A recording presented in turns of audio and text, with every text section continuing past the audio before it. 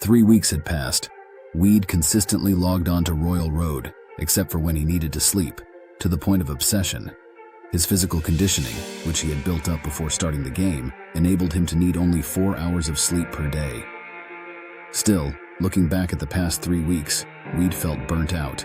Every time he logged in, from start to finish, he spent on average 80 hours striking the scarecrow monotonously, which wore him out mentally. He would have given up if it had not been for pop-up messages encouraging him to keep going. Strength increased by 1 point. Agility increased by 1 point. New stat, Fighting Spirit. New stat, Sustenance. In Royal Road, new stats were sometimes created besides the basic ones, Fighting Spirit. You can call on superhuman strength temporarily, or bring weaker monsters to their knees with the force of your stare alone. You cannot distribute stat points to this stat, and it rises with the right conditions, such as from extended fights or from confronting monsters higher than your current level. Pop-up messages related to the skill occasionally appeared too.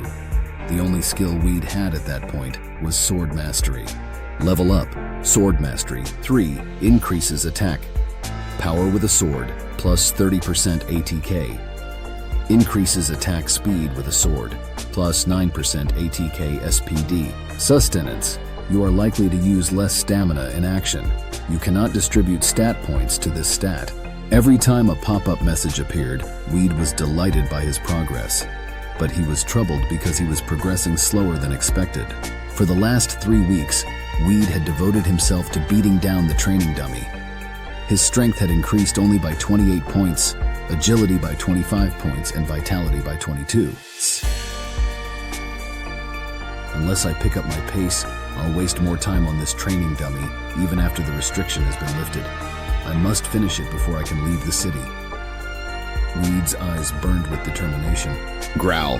At that moment, Weed's body decided it was time to eat. Aside from the slow progress with his stats, he was tormented by the fact that he was running out of bread.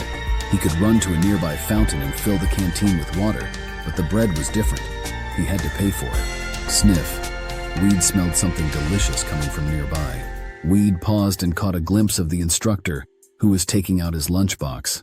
"Hello, honorable instructor," as Weed wagged his invisible tail, walking over to the instructor. Look who it is. None other than Weednim himself. "What brings you over here?" the instructor said amicably. "Wouldn't it be lonely to have lunch alone? I'm here to keep you company," Weed said obsequiously. Growl. While his stomach growled, Weed lied with a poker face, but he could not deceive the instructor. "I take it you're hungry. Sit down. I brought plenty of food, enough to feed 2 people. "Thank you, sir." "Enough with your humility. It is my honor to serve a meal to a would-be great adventurer like yourself, Weednim. I assure you that your reputation will someday resound beyond the bounds of the citadel of Cereborg. When that day comes, please remember me." "Yes, sir. I certainly will." After sucking up to the instructor, Weed enjoyed lunch with him.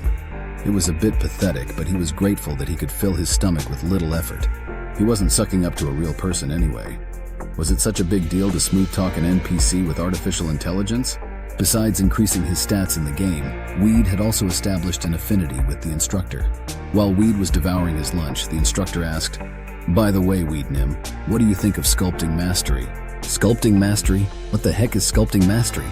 Weed chewed a mouthful of rice and swallowed it before he asked, "What do you mean by sculpting mastery?" "I am merely curious about your opinion. I wonder what sort of view you have about sculpting mastery in general," the instructor said. At that moment, Weed racked his brain. I figured out that the instructor is a simple-minded and nearsighted guy. He sincerely believes that the sword is invincible. To him, training to exhaustion in the training hall is the highest virtue, and now he's asking me what I think about sculpting mastery.